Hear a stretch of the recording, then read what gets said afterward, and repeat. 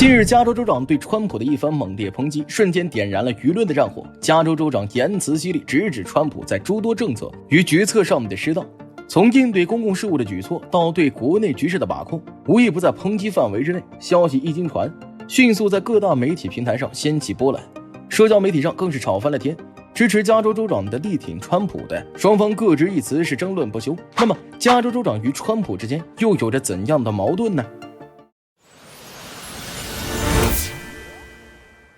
在川普踏入总统竞选之前，他与加州州长就已经站在了不同的政治阵营之中，双方的矛盾也开始悄然萌芽。川普这位政治舞台上的另类，以其独特的商业思维和强硬的保守派姿态闯入大众视野。他言辞犀利，行事风格大胆且极具争议，主张美国优先，这种理念在经济、外交、移民等多方面都有着鲜明的体现。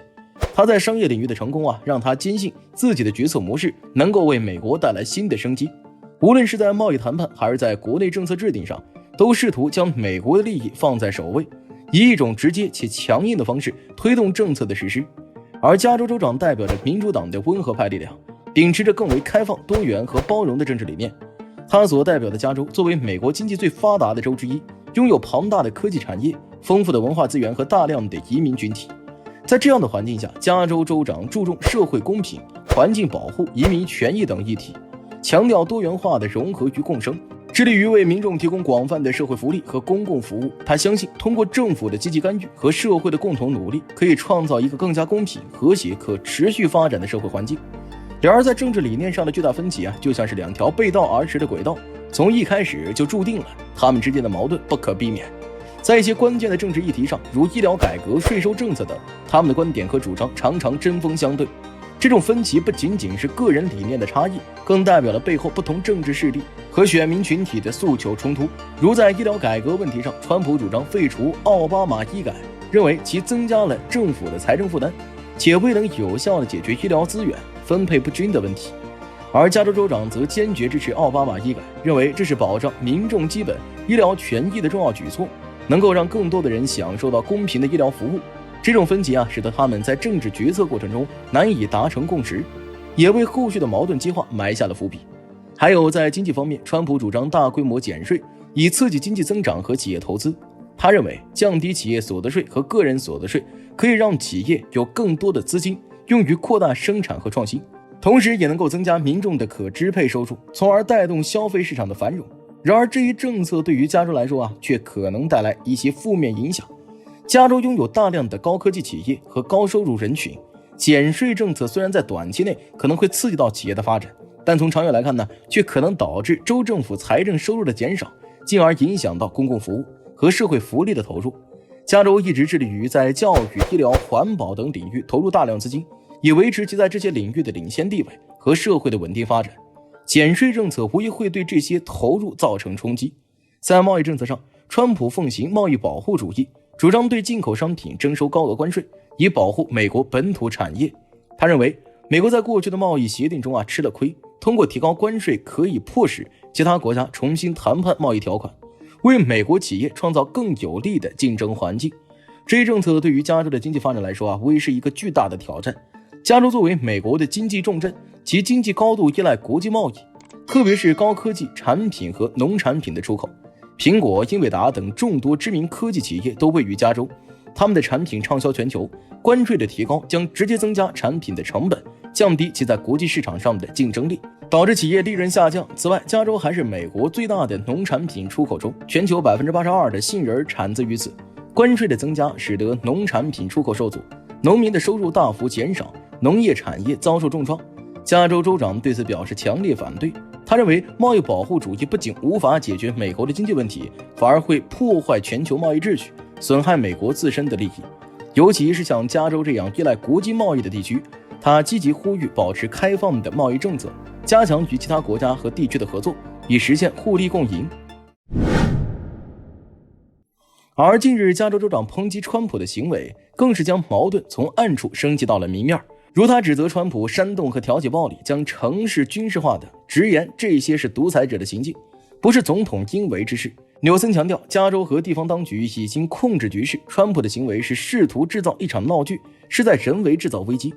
他计划就川普部署国民警卫队一事起诉联邦政府，认为川普不征求州长意见就调遣加州国民警卫队。他在社交媒体上不断发声，呼吁民众团结起来，反对川普政府的不合理决策。其言论得到了许多加州民众的支持和响应，就连洛杉矶市长巴斯也加入到了批评川普的行列。他在声明中强调，川普部署国民警卫队导致混乱升级，洛杉矶居民正在真切地感受到恐惧，这种恐惧在社区和家庭中蔓延，将民众置于危险境地，而这是洛杉矶最不需要的。巴斯还表示，当地警方完全可以控制局面，因此致纷争变得更加复杂。不仅如此，在政治与经济上的分歧也加剧了两人间的矛盾。从政治角度来看呢，川普所在的共和党与加州州长所属的民主党本就在诸多政策议题上存在根本性分歧，两党代表着不同的政治势力和利益集团，在总统选举和各级议会选举中，为了争夺政治权力和资源，竞争异常激烈。加州作为民主党的票仓，一直以来都对共和党的政策持抵抗态度，而川普作为共和党的核心人物，自然成为了加州民主党人攻击的目标。在移民政策上，川普主张加强边境管控，限制非法移民进入美国，这与民主党倡导的移民包容政策背道而驰。加州拥有大量的移民群体，移民为加州的经济发展和社会文化多元化做出了重要贡献，因此加州政府坚决反对川普的移民政策，认为这不仅损害了移民的权益，也对加州的经济和社会稳定造成了负面影响。在经济方面，加州是高税收、高福利的州，同时也是新能源、高科技企业集中的地方，对外贸易非常活跃，与世界市场相互依赖程度很深。这种经济结构和政策导向与川普所代表的低税收、低福利、重视传统能源行业、倾向于贸易保护的理念背道而驰。加州高度重视新能源的开发和利用，出台了一系列政策，鼓励新能源企业的发展，推动了太阳能、风能等清洁能源产业的繁荣。在高科技领域，加州的硅谷更是全球科技创新的高地，众多科技巨头在此诞生和发展，引领着全球科技的发展潮流。而川普则更加注重传统能源行业，如石油、煤炭等，对新能源的发展支持力度相对较小。在贸易政策上，加州积极推动对外贸易，与世界各国保持着密切的经济合作，而川普推行的贸易保护主义政策，加征关税、限制贸易往来，对加州的经济发展造成了严重冲击。例如，加州是美国制造业最大的州，川普的新关税政策实施后，预计将使加州消费者承担250亿美元的额外支出，超过 6.4 万个工作岗位流失，造成加州居民总体损失约400亿美元。加州也因此成为第一个因为关税问题起诉川普的州。这一事件充分体现了双方在经济政策上的矛盾和冲突。还有地区观念风气方面的差异，也加剧了两人间的矛盾。加州是多元文化的大熔炉，各种肤色、种族和不同文化背景的人几乎在此和谐共处，形成了开放、包容、自由的思想观念。走在加州的街头，能够看到不同文化风格的建筑、餐厅和商店，感受不同文化的碰撞与融合。就连好莱坞的电影产业也展现了对多元文化的展现和包容，不断地向着全球传递着加州的文化价值观。